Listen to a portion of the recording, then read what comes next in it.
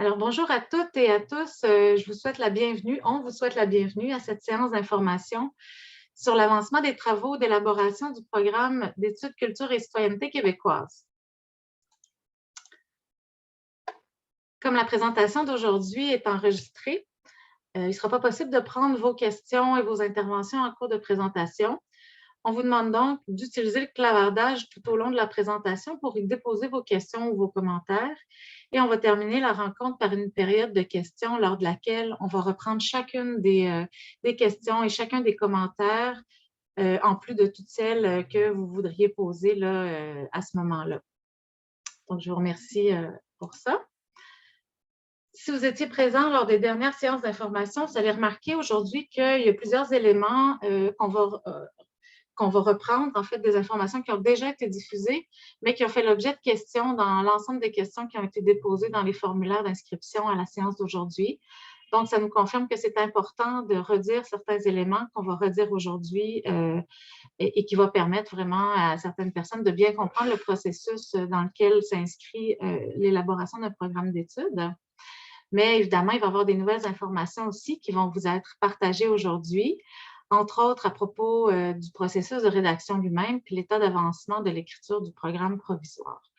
Donc, le plan pour aujourd'hui, c'est d'abord de vous présenter les objectifs de la rencontre, de vous présenter l'équipe de rédaction et les collaborateurs à cette équipe de rédaction, vous dire quelques mots sur le régime pédagogique, la sanction des études, le processus de rédaction lui-même et de validation, ainsi que le calendrier de réalisation prévu.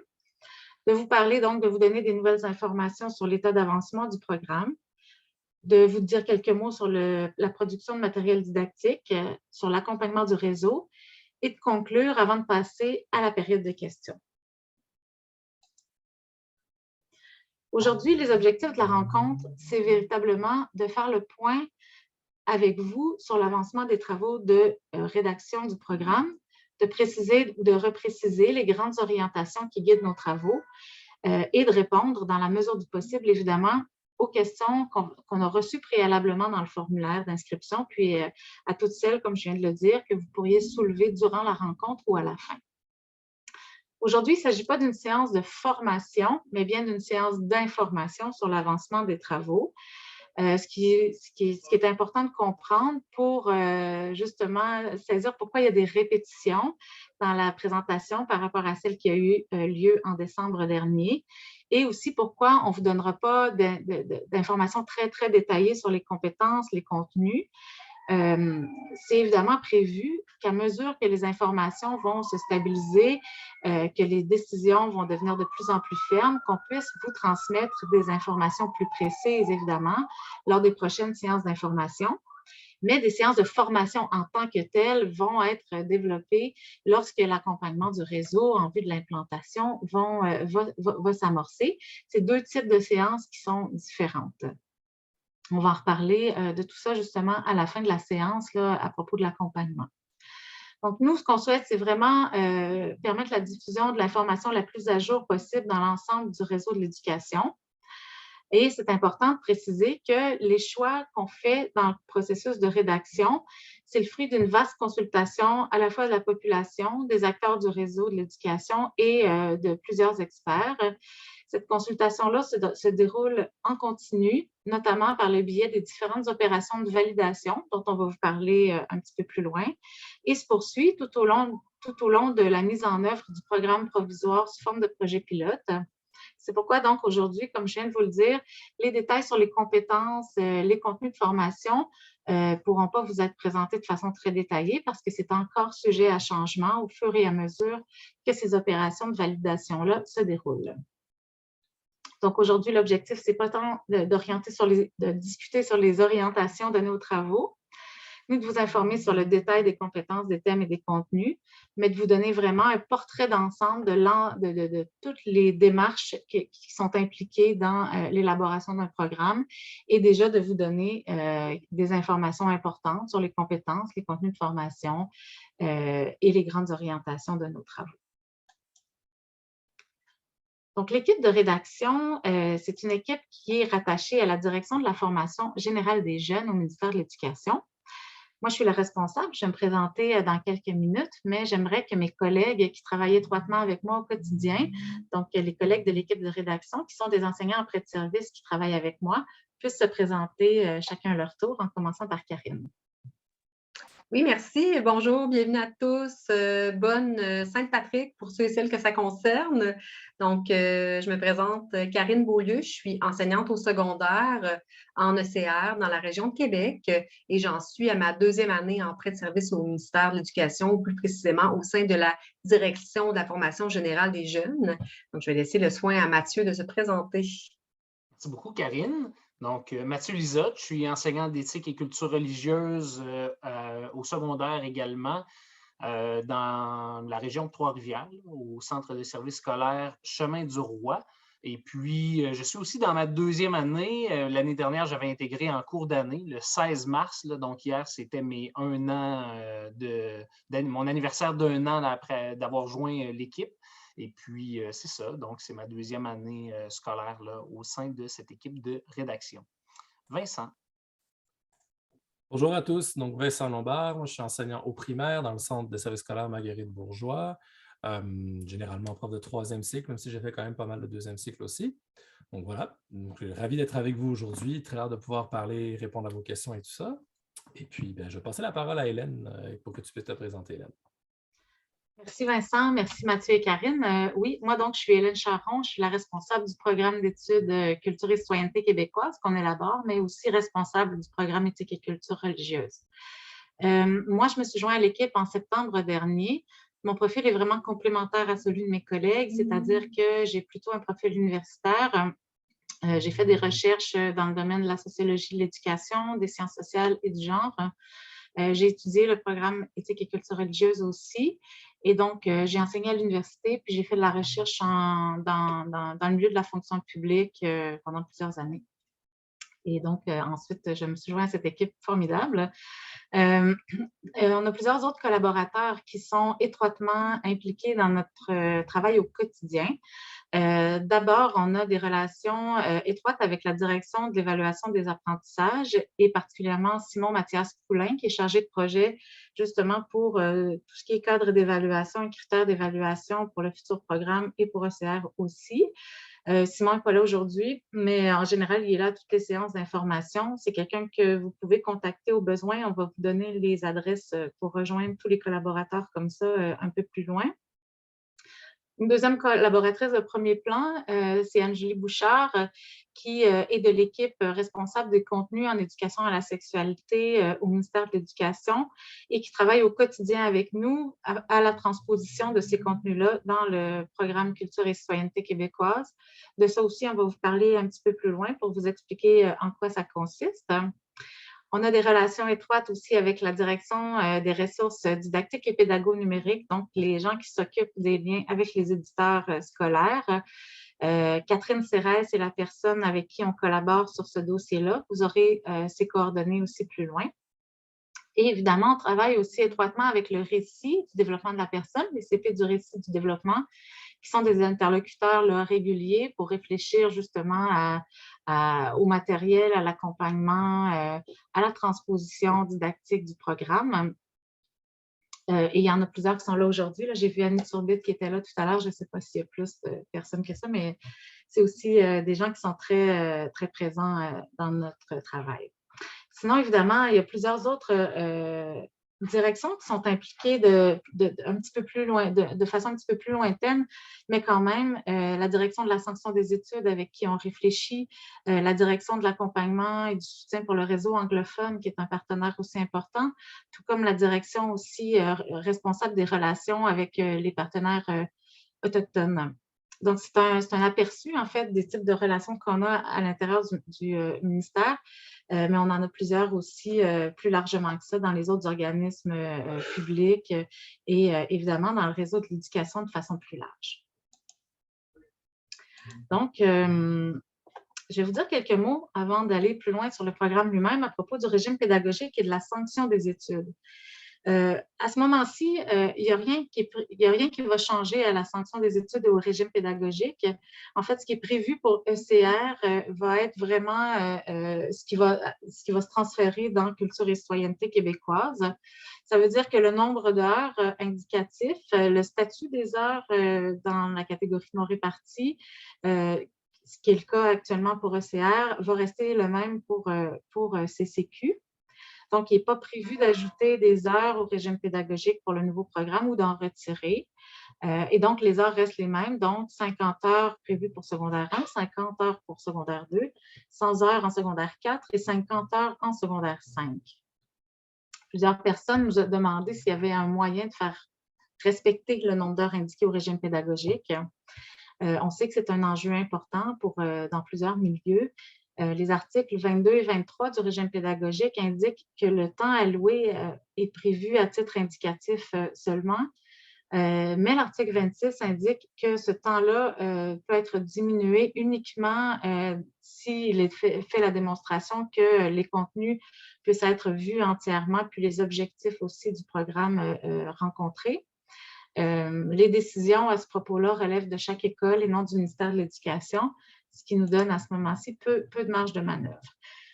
On s'est fait demander aussi si le programme pourrait devenir obligatoire pour l'obtention du DES. La sanction des études non plus, ça, ce n'est pas de notre ressort, c'est une autre direction, c'est un collaborateur, c'est un partenaire. C'est une préoccupation qui a été portée à l'attention de la direction de la sanction des études. C'est une réflexion qui est amorcée au ministère, mais qui fait simplement se commencer, donc on ne peut rien annoncer, on ne peut rien dire à ce sujet-là à ce moment-ci. On est conscient de tous ces éléments-là, notamment des conditions d'enseignement du programme ECR et des défis que ça soulève. On les relaie à toutes les personnes concernées, à toutes les autorités qui peuvent avoir une influence sur les décisions qui sont prises et les changements qui pourraient survenir. Mais ce n'est pas à notre niveau que ça se passe. C'est important que vous le sachiez.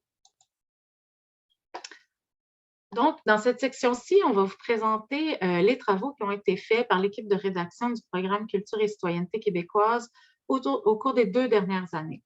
L'idée ici, c'est de vous permettre de bien distinguer qu'est-ce qui relève du ministre, donc des annonces du ministre, les orientations, le titre du programme, et ce qui relève vraiment du processus de rédaction en tant que tel du programme, qui lui relève de l'équipe de rédaction et qui concerne vraiment la validation scientifique, la pédagogie et les collaborations avec l'ensemble des partenaires du réseau. Donc, je vais passer la parole à Vincent pour qu'il puisse vous dire justement un petit peu plus sur les étapes réalisées de 2020 à aujourd'hui. Oui, merci Hélène. Alors, depuis l'annonce de la révision du programme ECR, c'était en janvier 2020, si on s'en souvient bien, le ministère a mis en branle un processus de consultation. Donc, les étapes que vous voyez dans le tableau ont toutes été réalisées au cours des années 2020 et 2021. Ça a commencé par des consultations publiques qui concernaient 8 thèmes à intégrer au programme Culture citoyenneté québécoise. Je vais les rappeler à votre mémoire si vous voulez bien les 8 thèmes. On parlait de participation citoyenne et démocratie, d'éducation juridique, d'éco-citoyenneté, éducation à la sexualité, développement du soi et des relations interpersonnelles, éthique, citoyenneté numérique et finalement culture des sociétés. Donc, c'est une consultation qui était destinée à l'ensemble de la population québécoise. Ensuite, il y a eu des consultations particulières qui portaient sur ces mêmes 8 thèmes. Donc, il y a eu 2 forums et une consultation auprès des partenaires autochtones sur cette question. C'est en suivi un bilan du programme éthique et culture religieuse, parce qu'avant de réviser le programme, il fallait valider ce qui fonctionne moins, documenter ce qui se fait, ce qui se vit en classe. Donc, pour ça, on a consulté des enseignants, soit par un questionnaire qui était destiné à un grand échantillon, mais aussi par des entrevues dirigées. Et on a aussi consulté des élèves à propos du programme. Un rapport de ce bilan a été déposé au printemps 2021. Ensuite, fort de tout ça, le ministre a émis ses orientations pour le programme, les orientations qui guident les travaux de révision jusqu'à ce jour. Et à la lumière de tous ces éléments, l'équipe de révision a écrit des premières versions du programme Culture et citoyenneté québécoise. Ce sont, si on veut, des propositions successives de programmes qui ont été soumises aux différents comités qui vont vous être présentés à l'instant par Karine. Alors, merci beaucoup, Vincent. Alors, comme Vincent vient de vous le mentionner, des versions successives du programme provisoire sont soumises à différents comités et partenaires pour validation. C'est ce qu'on appelle les opérations de validation. Au cœur de ces opérations-là, il y a la direction de la formation générale des jeunes dont l'équipe de rédaction fait partie. Alors, la première de ces opérations est constituée d'un comité de consultation. Alors, le comité de consultation, ce sont des enseignants et enseignantes, des conseillers, des conseillères pédagogiques de divers horizons, donc du réseau public, privé, gouvernemental, du primaire, du secondaire et des membres d'associations professionnelles en éducation. Ils ont été rencontrés à 3 reprises pour l'instant et la dernière rencontre était le 14 mars. Alors, eux, leur mandat principal, c'est vraiment de nous pister, de nous accompagner dans l'exercice de transposition didactique. Alors, ils sont là pour nous aider à se représenter l'élève québécois moyen dans une classe régulière. Puis là, on dit moyen, l'élève moyen dans le sens qu'il n'a pas de problème d'apprentissage particulier, donc il n'est pas en adaptation scolaire, il n'est pas non plus un performant, un élève par exemple qui serait doué, qui ferait de la douance, des choses comme ça. Donc vraiment, l'élève moyen dans une classe régulière du Québec, il ressemble à quoi? Tout cet exercice de transposition didactique, c'est le comité de consultation qui nous aide à le faire. Ensuite, on a le comité de validation qui, lui, est composé d'universitaires, d'enseignants à la formation initiale où ayant une expertise dans les disciplines de référence du programme. Alors, on parle de philosophie, d'éthique, de sciences des religions, de sociologie, etc. Et aussi de membres d'associations professionnelles en éducation. Alors, on les a rencontrés aussi à 3 reprises. La dernière rencontre était le 24 février. Alors, eux s'occupent de la validation théorique de l'ensemble du programme. C'est vraiment les fondements, les finalités, les compétences, les thèmes. Ils regardent vraiment l'ensemble du programme dans le but d'en faire une validation théorique. Ensuite, on a ce qu'on appelle les opérations de validation ciblée. Alors, pourquoi ciblée? Parce que c'est les 2 comités qui font partie des opérations de validation ciblée valident le programme, regardent le programme avec des perspectives particulières. Par exemple, on a un comité formé des membres du récit de développement de la personne qui, eux, vont regarder le programme avec l'angle ou la perspective de la formation continue. Ensuite, on a un autre comité qui fait partie des opérations de validation ciblée, qui est le groupe de travail associé à la Table nationale sur la réussite éducative des élèves autochtones, qui, eux, vont regarder le programme et le valider avec la perspective, les perspectives autochtones. Ensuite, on a dans nos opérations de validation, notre validation pratique, la mise en œuvre du programme provisoire sous forme de projet pilote. Donc, c'est vraiment la validation pratique. Ce sont des enseignants et des conseillers pédagogiques qui les accompagnent dans la mise en œuvre du programme.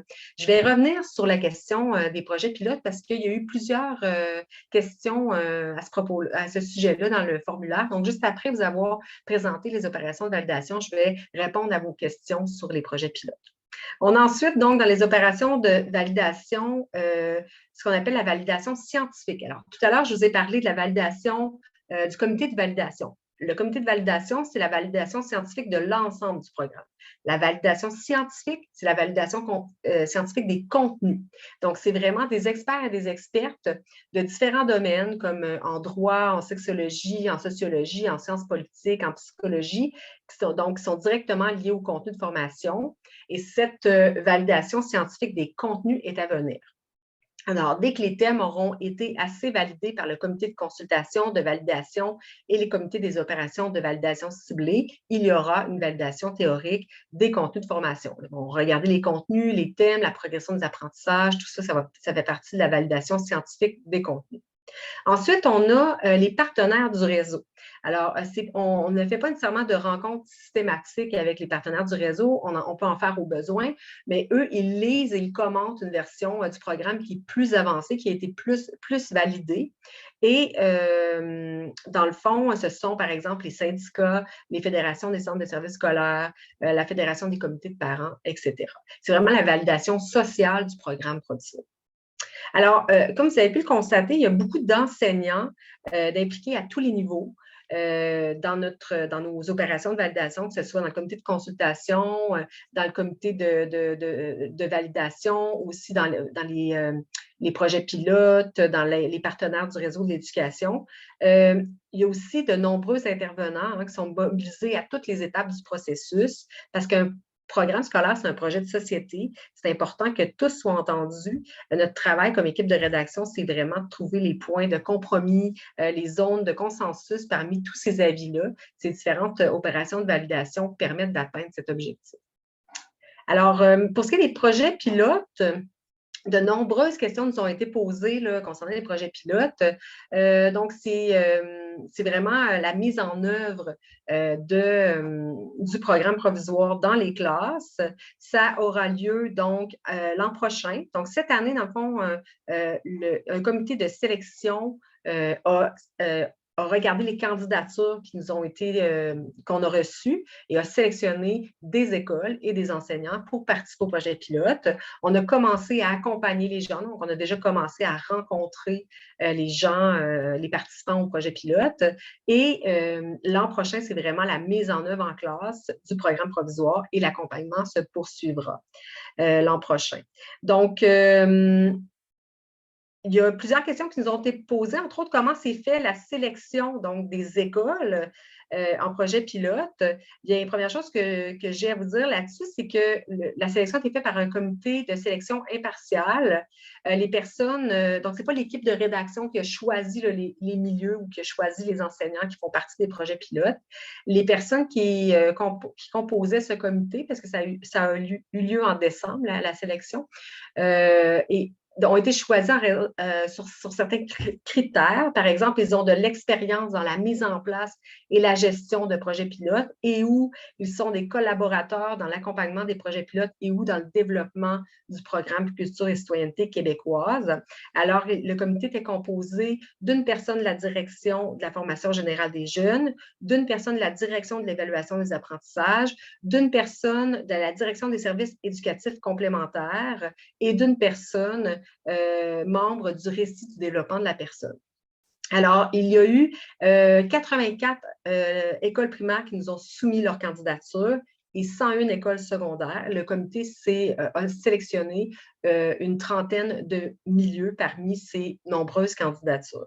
Alors, c'est quoi les critères de sélection? Alors, je vous rappelle qu'on n'a pas sélectionné des enseignants, ils ont sélectionné des écoles. Et c'est quoi les critères? C'est de respecter la représentativité du système scolaire québécois.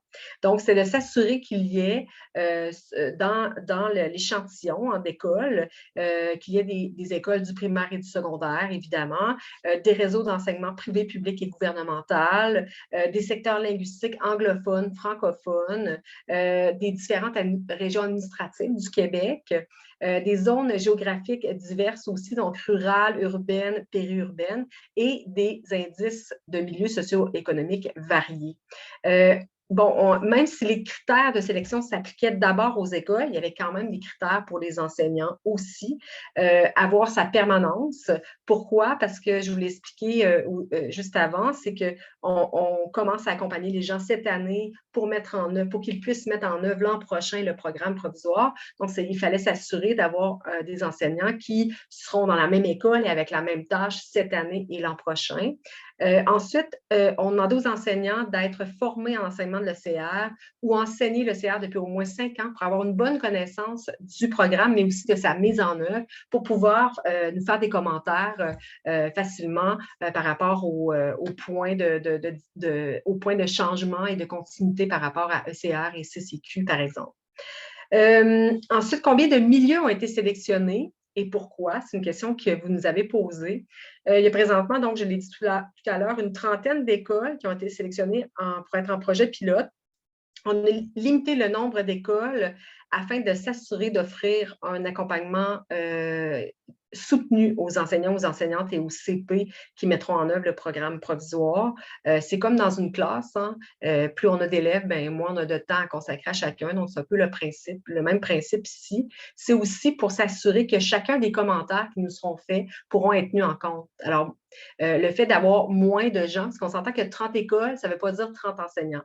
Il y a des écoles où il y a 2 enseignants, des écoles où il y a 1 enseignant, des écoles école, il y a 3 enseignants, donc ça multiplie plus les conseillers conseillères pédagogiques. Donc, vraiment, l'idée, c'est que chacun puisse être entendu et avoir une voix parce qu'on tient compte de ces commentaires-là pour modifier, améliorer le programme provisoire. Donc, on en est où avec les enseignants en projet pilote? On les a rencontrés pour une première fois le 3 février dernier et il y a une prochaine rencontre de prévue le 29 mars. Il y aura d'autres rencontres cette année et des rencontres l'an prochain, évidemment. Alors, si vous avez d'autres questions, si je n'ai pas répondu à toutes vos questions aujourd'hui concernant les projets pilotes, je vous invite à m'écrire à mon adresse professionnelle. Je vais la mettre dans le clavardage là, dès que j'aurai terminé de parler. Et je pense que c'est pas mal là que je termine, donc je vais passer la parole à Vincent pour la suite. Merci, Karine. Alors oui, les étapes à venir, hein, qu'est-ce qui se présente à nous dans le futur et à nous tous? Alors, l'équipe de rédaction continue d'écrire des versions successives du programme CCQ à la lumière des commentaires reçus lors de toutes les opérations de validation dont Karine vient de vous parler, toujours en tenant compte aussi des orientations qui encadrent nos travaux. Donc, il y aura en premier lieu la validation théorique, donc qui s'effectue auprès du comité de validation et lors de la validation scientifique des contenus. Il y aura également une transposition didactique, où là, c'est les savoirs savants qui sont à la base d'un programme, qui sont transposés dans un programme véritablement scolaire. Cette transposition didactique qui se fait à l'aide du comité de consultation. Également, une validation pratique qui a lieu dans le cadre des projets pilotes et la validation sociale et institutionnelle qui se fait auprès des partenaires du réseau. Tout ça dont Karine vient de vous parler à l'instant. Aussi, on peut ajouter que l'accompagnement du réseau de l'éducation dans son ensemble débutera durant l'année scolaire 2022-2023. Plus précisément, c'est à l'hiver 2023 qu'on prévoit pouvoir débuter la formation pour le programme Culture et citoyenneté québécoise.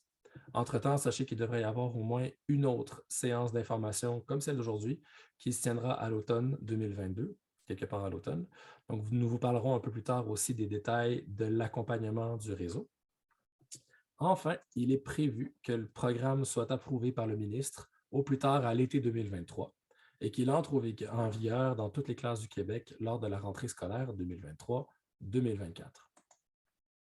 Donc, pour reprendre ces informations-là, mais cette fois-ci, année par année, en fait, en 2021-2022, on est dans l'accompagnement des participants au projet pilote. Les travaux de rédaction se poursuivent.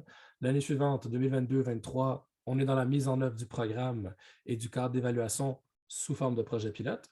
Et on débute l'accompagnement du réseau de l'éducation. Et en 2023-2024, on parlera de l'implantation du programme et de son cadre d'évaluation, et des cadres d'évaluation, pardon, ainsi que l'accompagnement du réseau de l'éducation.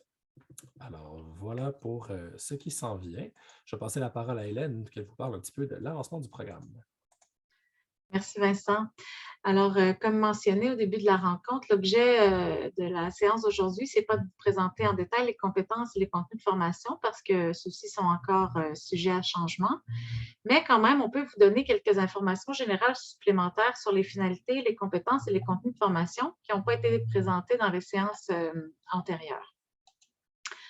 Donc, pour ce qui est des finalités, il y a les finalités qui sont déterminées vraiment par, c'est les orientations ministérielles qui déterminent les finalités. Donc, la première finalité, qui est une nouvelle finalité par rapport au programme ECR, c'est de préparer à l'exercice de la citoyenneté québécoise. C'est une finalité qui est considérée comme la première finalité et les deux autres sont en quelque sorte des moyens ou s'inscrivent à l'intérieur de cette finalité-là, permettent de la mettre en action, de la mettre en œuvre. On conserve la finalité de la reconnaissance de l'autre à laquelle on ajoute la reconnaissance de soi. Ainsi, donc, la finalité devient viser la reconnaissance de soi et de l'autre. La finalité poursuivre le bien commun, elle, est conservée dans le programme comme elle était présente dans l'ECR. Les finalités du programme permettent donc de comprendre pourquoi le programme continue d'être inscrit dans le domaine du développement de la personne, parce que si on se réfère au PFEQ, celui-ci stipule que le domaine du développement de la personne doit amener les élèves à prendre conscience de la dignité de la personne, à reconnaître la nécessité de se respecter et de respecter les autres, ainsi que le bien commun, et à faire preuve d'ouverture d'esprit et à se projeter dans l'avenir comme des citoyens responsables. Donc, on voit à quel point, bon, il y a vraiment une cohérence entre ces finalités-là et le domaine du développement de la personne lui-même.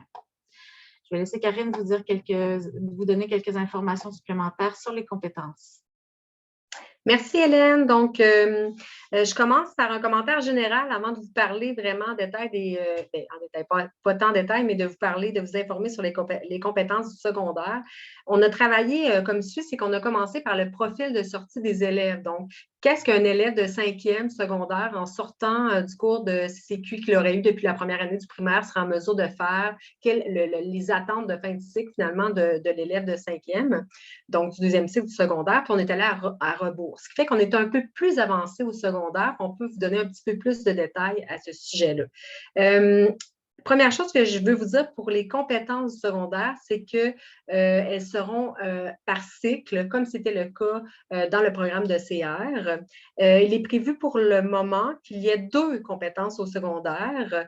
Donc, une compétence qui s'inscrit dans la sociologie et une compétence qui s'inscrit dans la philosophie éthique. Donc, d'un côté, on va aller comprendre les relations entre les individus et les groupes, et de l'autre, on va aller réfléchir sur les repères qui fondent les choix. Les 2 compétences auront le même objet d'étude, c'est-à-dire la culture, ou plus précisément les différentes formes que peut prendre la culture dans le Québec d'aujourd'hui. Dans le programme, la culture est comprise dans un sens large. Elle est définie comme un ensemble de manières de penser, de sentir et d'agir, plus ou moins formalisées et partagées par un groupe. La culture n'est donc pas considérée uniquement sous l'angle des productions et des expressions culturelles comme la littérature, les arts, la musique, etc. Donc, on a eu une question dans le formulaire d'inscription à la séance qui demandait ce qu'il allait que restera-t-il de la compétence en culture religieuse? Alors, comme l'objet d'étude du programme provisoire est la culture sous toutes ses formes et qu'elle est considérée comme un ensemble lié de manières de penser, de sentir et d'agir, bien, le phénomène religieux pourra être abordé évidemment. Le fait religieux est un élément spécifique qui permet de comprendre la culture de façon plus élargie. Donc, c'est une clé de compréhension de la culture, mais il y en a d'autres, clés de compréhension. Cependant, donc, le phénomène religieux ne sera pas l'unique objet d'étude d'une compétence, comme c'était le cas dans le programme de CR. Donc, ensuite, quelle est la place et le statut du dialogue dans le programme au secondaire et au primaire aussi, en fait? La place et le statut du dialogue, c'est dans le fond, le dialogue est présent. Il est présent à travers les compétences, la compétence en socio et la compétence en philosophie éthique, et à travers des éléments de contenu relatifs au dialogue, comme les entraves au dialogue, les types de jugement, les types de raisonnement. Donc, il y avait tous les contenus qui étaient associés à la compétence au dialogue en 2008 se retrouvent encore dans le programme de CCQ, et les composantes ou les éléments des composantes de la compétence au dialogue sont rapatriés dans les compétences en socio et en philosophie éthique. La place, c'est le statut de la pensée critique. C'est similaire à la place du dialogue, c'est-à-dire qu'elle est présente dans le programme. Le développement de la pensée critique est au cœur du programme et elle sera liée aux 2 compétences et au contenu de formation qui seront associés. Donc, en résumé, on a 2 compétences qui s'inscrivent dans 2 disciplines différentes. Ce sont 2 regards complémentaires sur le même objet d'étude qui est la culture, et cette complémentarité sera expliquée dans le programme d'études. À travers ces compétences, l'élève sera amené à pratiquer le dialogue et à exercer une pensée critique. Et l'objet d'étude du programme est la culture au sens large, la culture comprise comme une manière de penser, de sentir et d'agir. Alors, je passe la parole à, je pense, Vincent, qui va vous donner plus de détails pour le primaire. Merci, Karine. Alors, vous allez voir, la compétence du primaire a quelques similarités avec celle du secondaire. Cela dit, plusieurs changements sont à l'ordre du jour. Alors, ne pas oublier que ce dont on vous parle aujourd'hui, c'est une proposition qui est provisoire.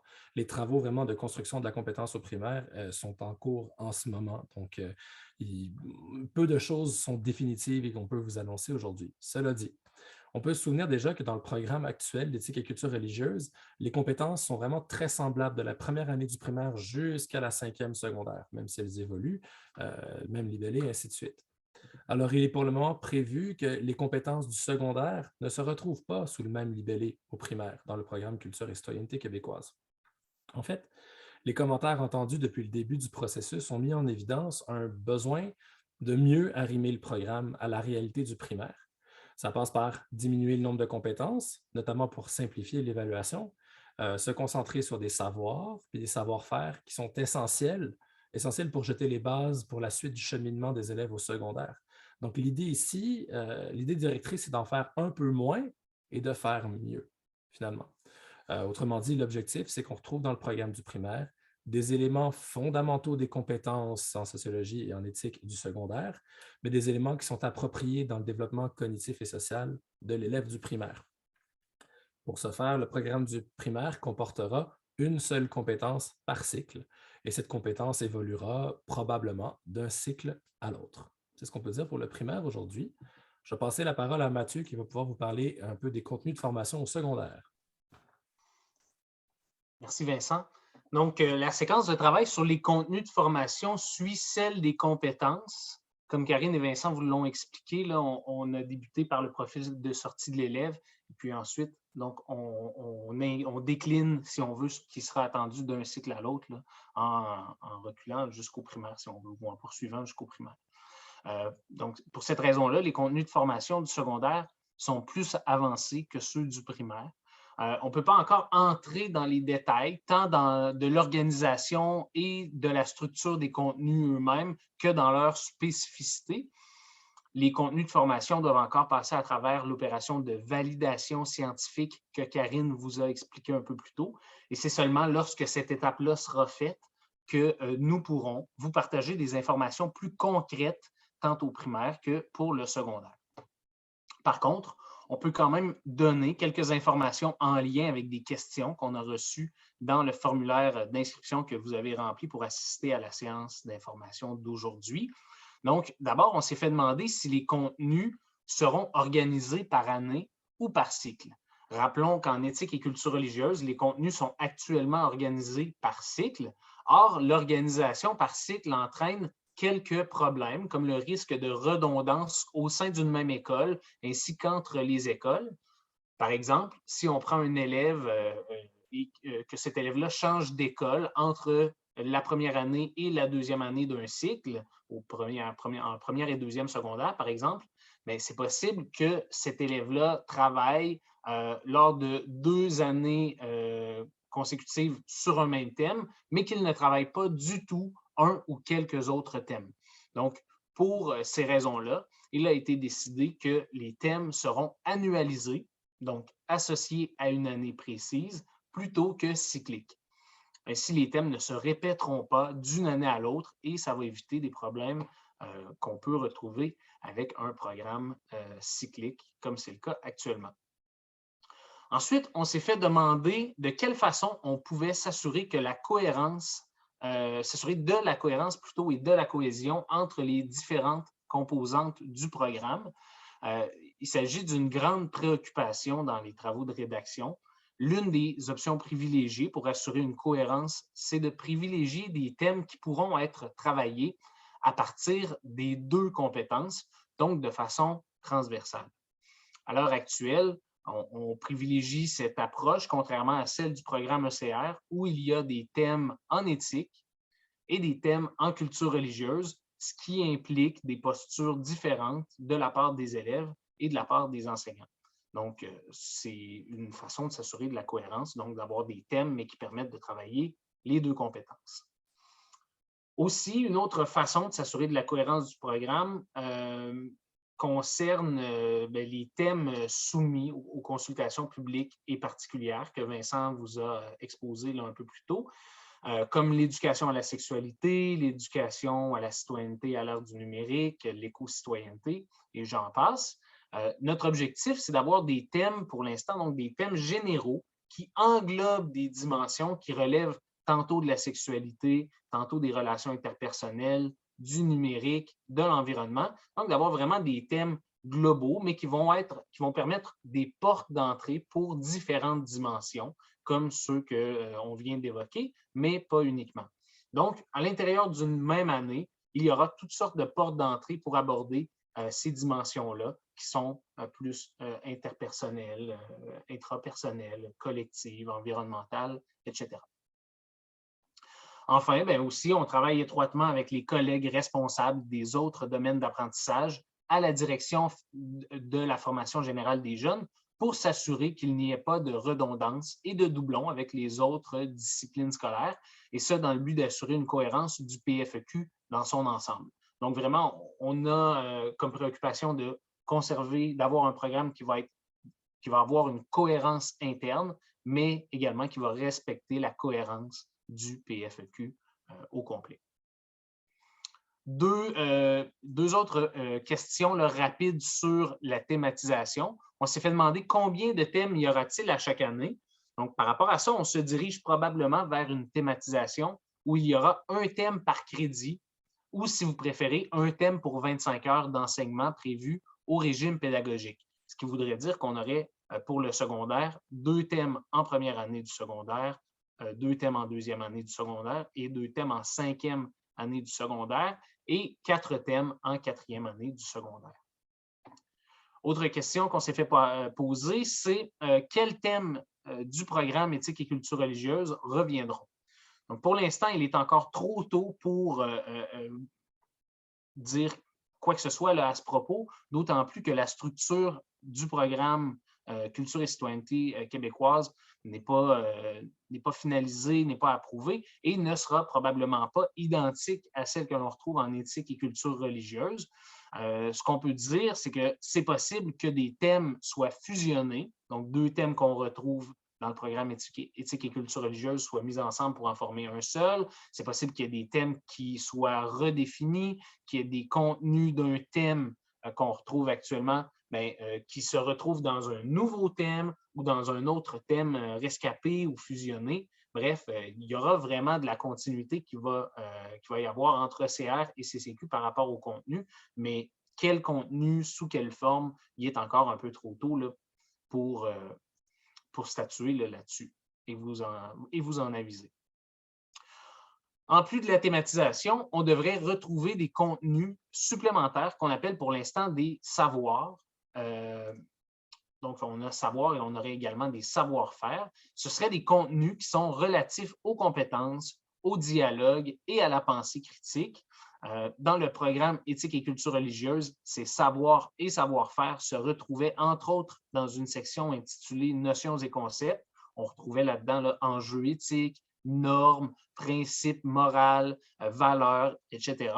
Et aussi, on en retrouvait là, dans les contenus relatifs à la pratique du dialogue, donc les entraves au dialogue, les types de jugement, les types de raisonnement, etc.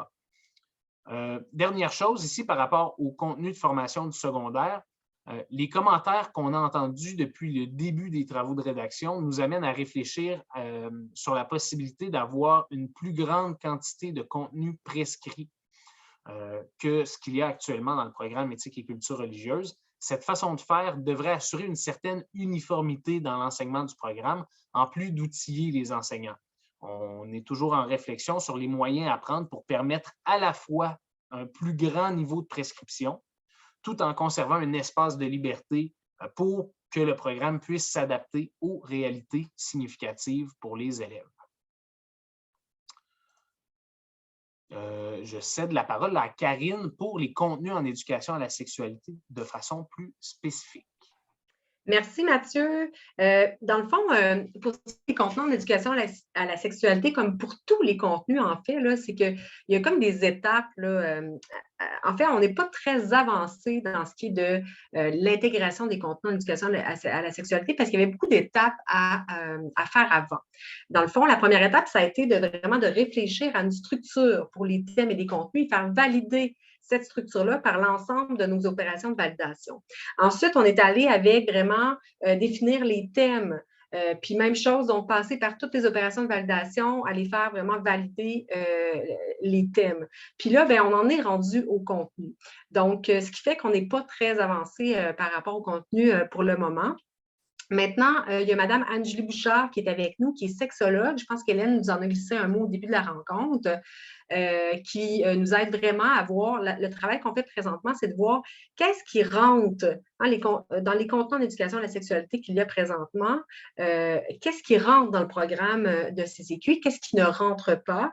L'idée, c'est vraiment, ce n'est pas de plaquer tel quel les contenus en éducation à la sexualité, les canevas qui vont avec que vous connaissez, mais c'est vraiment de réorganiser, de rationaliser les contenus pour qu'ils soient cohérents avec une approche par compétences, qu'ils soient cohérents aussi avec les autres contenus qu'on retrouve dans le programme de CCQ. Maintenant, on a plusieurs questions et enjeux qui sont soulevés par l'intégration des contenus d'éducation à la sexualité. Alors, ces enjeux et ces questionnements-là, on les partage avec vous. Par exemple, comment s'assurer que l'ensemble des contenus en éducation à la sexualité soient enseignés. Il y a plusieurs options, plusieurs solutions qui sont regardées présentement, sur lesquelles on est en train de réfléchir. Donc, on est en train de faire le travail de réflexion. C'est pour ça qu'on ne peut pas vraiment vous en dire plus pour le moment. Ensuite, autre question ou autre enjeu, c'est comment s'assurer que les contenus en éducation à la sexualité soient enseignés adéquatement. Alors, évidemment que ça passera par l'accompagnement des enseignants, enseignantes, mais ça pourrait aussi passer, par exemple, par des précisions dans le programme en ce qui concerne spécifiquement les contenus en éducation à la sexualité. Alors, ça aussi, ce sont des choses sur lesquelles on réfléchit pour le moment. Ensuite, est-ce qu'on évalue les contenus en éducation à la sexualité? Pourquoi? Comment? Donc, il y a plusieurs scénarios qui sont sur la table présentement, qui sont étudiés, réfléchis. Donc, pour le moment, c'est difficile de s'avancer sur comment ce sera fait. Est-ce que ce sera fait pour les mêmes raisons que pour les questions et les enjeux précédents? Donc, ensuite, quoi faire avec les contenus qui ne peuvent pas s'intégrer au programme de CCQ? Par exemple, les contenus plus biologiques. Donc, pour ça aussi, on est en train de réfléchir à des solutions, de voir qu'est-ce qu'on peut faire. Qu'est-ce qu'on fait aussi, quoi faire avec les élèves de 3e secondaire et HDA qui n'ont pas accès aux cours de CCQ. Pour le moment, ce qui est prévu, c'est que les contenus en éducation à la sexualité tels que vous les connaissez continuent d'être enseignés en 3e secondaire et pour les clientèles HDA, mais ils seront très certainement revus à la lumière de ce qui aurait été intégré ou pas dans le programme de CCQ, comment ce sera intégré, etc. Donc, ce qu'il faut comprendre ici, c'est qu'on a vraiment le souci que les contenus en éducation à la sexualité et la démarche qui vient avec ces contenus-là continuent d'être enseignés. On trouve ça important. On cherche des solutions. On évalue les différentes options qui s'offrent à nous pour faire ça. Puis, on a aussi le souci de bien outiller, de bien accompagner les enseignants et les enseignantes dans l'enseignement de ces contenus. On réfléchit aussi aux meilleures façons d'y arriver. Alors, je vais passer la parole à Hélène qui va vous parler de matériel didactique. Merci, Karine. Oui, il y a toujours beaucoup de questions sur le matériel didactique et le rôle du ministère dans l'élaboration du matériel didactique. Donc, c'est le moment de vous expliquer un petit peu qu'est-ce qui relève de notre équipe et qu'est-ce qui relève du ministère et qu'est-ce qui relève des autres intervenants. Nous, à la DFGJ, l'équipe de rédaction, notre rôle, c'est d'élaborer le programme, d'accompagner les gens en projet pilote, notamment dans la production de matériel, mais de manière générale, la DFGJ ne produit pas de matériel didactique. En fait, ce sont les éditeurs scolaires qui sont responsables de la production des ensembles didactiques. Les éditeurs sont mis dans la boucle dès maintenant pour pouvoir justement se préparer, planifier la production des ensembles didactiques et arriver à produire le matériel à temps le plus possible pour l'implantation générale. Donc, on travaille avec eux de la même manière qu'on travaille avec les gens de la formation initiale aussi pour planifier les transformations. Donc, au ministère, en fait, la responsabilité du ministère, c'est vraiment dans l'évaluation du matériel des ensembles didactiques, seulement les manuels et les guides d'enseignants qui sont approuvés à travers un processus là, complexe puis fort important. Donc, on travaille étroitement de cette manière-là, mais ce n'est pas le ministère en tant que tel qui produit le matériel. Les cahiers d'exercice, de leur côté, même quand ils sont dits conformes aux exigences ministérielles, c'est vraiment du point de vue des éditeurs scolaires et non de celui du MEC. C'est important que vous le sachiez. Et ceux qui souhaitent en savoir davantage sur ce processus-là, vous pouvez vous rendre à l'adresse qu'on va mettre à l'instant dans le clavardage. et qui va vous mener à la page du bureau d'approbation du matériel didactique. On va mettre aussi les coordonnées de Catherine Serres, qui est la personne responsable de l'accompagnement des éditeurs dans le processus d'évaluation des ensembles didactiques qui vont être produits pour le programme d'études culture et citoyenneté québécoise. Donc, vous comprenez que le MEC ne produit pas de contenu applicable ou clé en main pour les enseignants, mais nous, dans le contexte de l'accompagnement des projets pilotes, de manière exceptionnelle, on va créer et mettre à la disposition des participants au projet pilote des SAE et peut-être que ces SAE-là pourront aussi servir au soutien lors de l'implantation du programme. On ne peut pas le garantir à ce moment-ci, mais ce n'est pas exclu. Le matériel didactique va être disponible aussi en anglais, comme c'est prévu. Il y a un ensemble didactique qui est traduit en anglais et les personnes qui participent au projet pilote aussi vont avoir accès à du matériel en anglais et du soutien en anglais. C'est important de dire que la responsabilité de la production du matériel didactique, ce sont les éditeurs qui l'apportent principalement, mais aussi les conseillers pédagogiques dans les centres de services scolaires et appuyés en fait par les collègues du récit qui sont toujours là, à la fois nous dans les projets pilotes, mais lors de l'implantation et après l'implantation aussi, pour offrir de l'accompagnement et du matériel didactique aux enseignants. On veut dire quelques mots à propos de matériel sur Internet qui s'annoncerait déjà comme du matériel pour le programme d'études culture et citoyenneté québécoise. Le programme et les travaux étant menés de façon confidentielle, il n'y a personne qui a accès au programme encore aujourd'hui, donc ce n'est pas du matériel qui est conforme aux travaux qui sont menés actuellement. On voulait vous mettre en garde parce qu'on a vu avec quelques petites recherches qu'il y avait déjà des choses qui s'annonçaient comme du matériel pour le programme CCQ. Donc, je vais laisser la parole à Mathieu pour vous dire quelques mots sur l'accompagnement. Oui, vous êtes très nombreux à nous questionner sur l'accompagnement qui sera offert au réseau par rapport à l'implantation du programme Culture et citoyenneté québécoise. On va prendre le temps d'y répondre à l'instant. Avant d'aller dans le vif du sujet, il y a une personne qui nous demandait dans les questions du formulaire d'inscription si les libérations sont prévues pour les enseignants et les enseignantes qui assistent aux séances d'information comme celle d'aujourd'hui. Donc, non, actuellement, il n'y a pas de libérations qui sont payées par le MEC ou par la DFGJ pour assister aux séances d'information.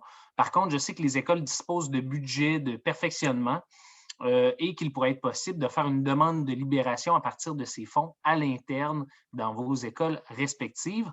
L'autre option serait de voir avec vos directions d'établissement s'il y a une enveloppe budgétaire qui pourrait vous permettre d'être libéré pour ces séances d'information comme celles d'aujourd'hui et celles qui sont à venir. Donc, il peut toujours y en avoir. Je crois que ce matin, il y avait quelqu'un qui disait qu'il avait été libéré avec une enveloppe de école inspirante ou le numéro de la mesure, là, je ne m'en souviens pas exactement. C'est exactement ça, la mesure 15-230 pour une école inspirante. Donc, discutez-en avec vos directions d'établissement dans une perspective de formation continue. Là, je suis convaincu qu'il y aura des solutions pour vous permettre d'être à jour par rapport aux informations qui sont transmises au réseau. Donc, l'offre d'accompagnement prévue, l'équipe de révision prévoit offrir, comme pour la rencontre d'aujourd'hui, des séances d'information tout au long du processus de révision et d'implantation du programme. Ces séances d'information-là sont disponibles à tout le monde. Donc, on n'est pas dans la formation des enseignants. C'est disponible, oui, aux enseignants. C'est disponible aussi. C'est possible d'assister si on est CP. C'est possible d'assister si on est une direction d'établissement, un membre du centre de service scolaire, de la commission scolaire, peu importe, là, bref, peu importe le titre, n'importe qui du réseau de l'éducation peut assister, des étudiants en formation initiale, des personnes des universités qui sont en enseignement à la formation initiale, par exemple, peuvent assister là, aux séances d'information. Je le dis parce que j'ai insisté tantôt sur la formation qui, elle, est plus spécifique aux enseignants. Par ailleurs, vous pouvez communiquer avec l'équipe de rédaction plutôt par courriel. Vous pouvez le faire dès maintenant et les adresses courriel pour nous joindre vous seront partagées dans les prochaines minutes là, à la fin de la séance. Donc, voilà pour ça. Et vraiment, là, pour l'offre d'accompagnement prévue, notre objectif, c'est que le plus grand nombre possible d'acteurs du réseau de l'éducation aient accès à de l'accompagnement tout au long du processus d'implantation du programme Culture et citoyenneté québécoise. Et on a prévu, pour ce faire, que l'offre se décline de 3 façons. La première, c'est de l'accompagnement et de la formation qui sera offerte directement par l'équipe de révision aux acteurs du réseau de l'éducation, les CP, les enseignants, les enseignantes, les directions d'établissement. Il y aura également de l'auto-formation en ligne. Donc, ça devrait s'appliquer un peu plus aux enseignants, probablement aux CP, mais ça reste, là, les formes et finalement le public visé, ça reste à déterminer. Mais il y a de l'auto-formation en ligne qui est prévue et il y a également de l'accompagnement par le récit du développement de la personne pour le réseau public et le récit de la Fédération des établissements d'enseignement privé pour le réseau privé. L'accompagnement, peu importe sa forme, devrait porter sur des clés de lecture du programme qui sont relatives aux finalités, aux fondements, aux compétences, à leur évaluation, au contenu de formation, à la posture enseignante, à la conception de SAE, etc. On réfléchit actuellement au déploiement et aux formes concrètes que prendra cet accompagnement-là. Il y a des informations qui vous seront communiquées en temps et lieu lorsqu'on sera un peu plus avancé là, dans les travaux de rédaction et d'accompagnement. Mais pour l'instant, ce qu'on peut affirmer, c'est que l'offre sera grande, l'offre sera variée et va prendre plusieurs formes, tout ça dans l'objectif de rejoindre le plus grand nombre de personnes possible. Et on souhaite mettre en place, évidemment, toutes les conditions favorables pour que l'implantation du programme soit réussie. Et à ça, s'ajoutent aussi des budgets qui seront octroyés aux organisations du réseau de l'éducation, donc les CSS, les CS, dans le but d'assurer la formation continue du personnel, que ce soit en permettant des libérations, en organisant des formations au sein même de leurs organisations, en embauchant du personnel supplémentaire comme des conseillers pédagogiques. Bref, ce budget-là pourra être utilisé selon ce qui sera considéré comme approprié par les organisations. Et quelques questions, donc, avant de passer à la prochaine diapo. On s'est fait demander s'il y aura de la formation spécifique qui sera offerte pour les directions d'établissement et pour les conseillères et conseillers pédagogiques. Donc, c'est une option qui est envisagée actuellement, particulièrement pour les CP. S'il y a des directions d'établissement qui ont des besoins spécifiques autres que d'assister, par exemple, aux séances d'information, ce serait bien de nous en faire part par courriel pour que nous ajustions cette offre de formation en conséquence.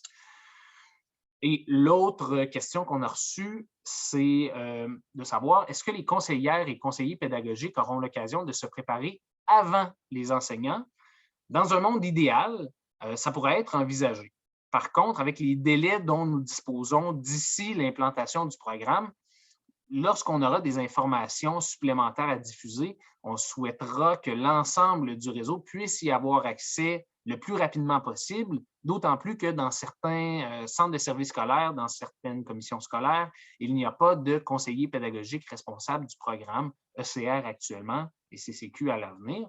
Donc, on sait que c'est un désir de quelques CP de pouvoir se former avant les enseignants, de pouvoir se préparer. Cette option-là reste envisageable, mais on va s'ajuster selon le temps dont on disposera quand on sera plus avancé dans les travaux de rédaction. Si on reprend le calendrier de l'accompagnement prévu pour l'implantation, ce qui est prévu, c'est que l'équipe de rédaction offrira un accompagnement aux enseignantes, aux enseignants, aux CP, aux directions, etc., à compter de l'hiver 2023 en préparation à l'implantation du programme. L'accompagnement va se poursuivre en 2023-2024 lors de l'année d'implantation et pour les années 2024-2025 et les années subséquentes, l'accompagnement va se poursuivre également. Il y aura une offre de formation continue qui sera accessible aux acteurs du réseau de l'éducation. C'est important de retenir que l'accompagnement va se poursuivre après l'année d'implantation. Toutes les ressources en ligne, donc le volet d'auto-formation, ce sera encore disponible. Il y aura les équipes du récit qui seront toujours en place et l'équipe de la direction de la formation générale des jeunes qui sera là pour continuer de vous accompagner. On insiste sur le fait que vous ne serez pas laissé à vous-même une fois l'année d'implantation terminée.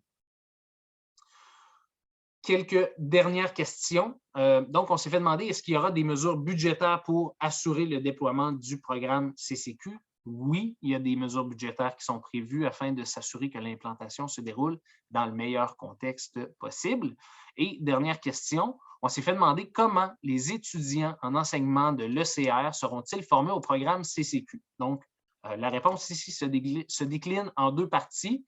La première, c'est que les personnes responsables des programmes en formation initiale dans les universités seront rencontrés prochainement afin d'avoir des informations sur le programme provisoire. Les programmes de formation initiale pourront donc commencer à s'adapter progressivement. Il faut savoir que ce sont les universités elles-mêmes qui sont chacune responsables de leur propre programme qu'elles conçoivent et font valider par le CAPFE, donc le Comité d'agrément des programmes de formation à l'enseignement. Donc, ça, c'est pour la première partie. Et pour la deuxième, bien, ce qu'on peut dire, c'est que les étudiants qui sont en formation initiale auront accès à l'offre d'accompagnement dont on vient de parler. Donc, les séances d'information, mais tout l'accompagnement qui sera mis en place sera disponible pour les étudiants en formation initiale. On avait un petit mot de la part de Simon, notre collègue de la direction de l'évaluation des apprentissages, mais Simon est absent, donc je ne sais pas si on résumait en quelques mots. Oui, je vais m'en occuper. Je vais m'en occuper, Mathieu, merci.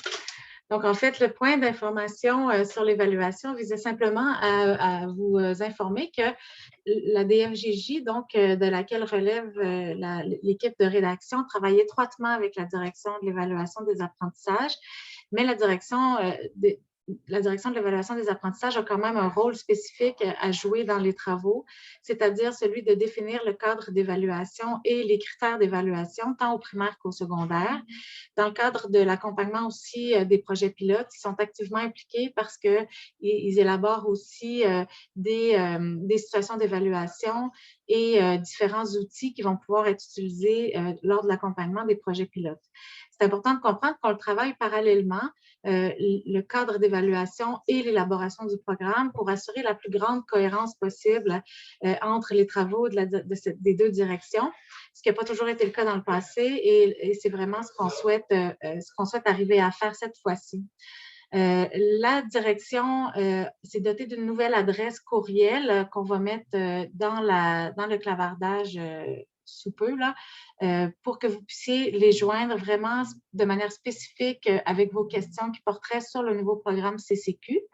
Donc, il ne faut pas hésiter à les contacter pour toute question qui concerne justement les critères d'évaluation qui vont être développés. Si vous avez besoin d'informations supplémentaires après les séances d'information à ce sujet-là, vous pouvez vous adresser à eux. Donc, ça nous amène au mot de la fin. Et avant de passer à la période de questions, je veux d'abord vous remercier d'être présents en si grand nombre aujourd'hui.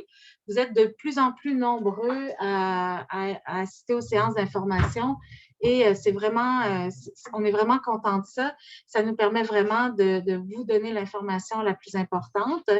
On sait que le programme de révision, la révision d'un programme d'études, c'est un projet social d'envergure qui suscite beaucoup de questions, beaucoup d'attentes, puis beaucoup d'inquiétudes aussi. On comprend ça. Et ce que je tiens à vous dire aujourd'hui, c'est que vous êtes vraiment des parties prenantes à ce projet-là et que votre participation, vos questions, vos préoccupations sont vraiment importantes pour nos travaux à tous les moments. Et dans les prochains mois, il va y avoir d'autres occasions pour vous de vous informer et de vous préparer progressivement à l'implantation du programme d'études culture et citoyenneté québécoise dans les écoles du Québec. On va vous donner l'information dès qu'on est capable de vous donner l'information, on va le faire. Et le processus d'accompagnement lui-même va commencer quand même plusieurs mois avant avant l'implantation officielle dans toutes les écoles pour s'assurer que vous ayez quand même du temps pour vous y préparer. Donc, je peux vous dire qu'on a une liste de diffusion ECR-CCQ pour être au courant de tous les développements puis de toutes les occasions justement de s'informer et de se former qui vont être mis en place progressivement dans les prochains mois. Et vous pouvez nous joindre aux adresses suivantes que vous connaissez probablement déjà. FGJ-ECR pour l'équipe de rédaction en tant que telle, mon adresse professionnelle et l'adresse de la, justement, direction d'évaluation des apprentissages et l'adresse professionnelle de Simon Mathias Poulain, qui est le chargé de projet dans cette direction. Maintenant, on peut arrêter l'enregistrement pour passer à la période de questions.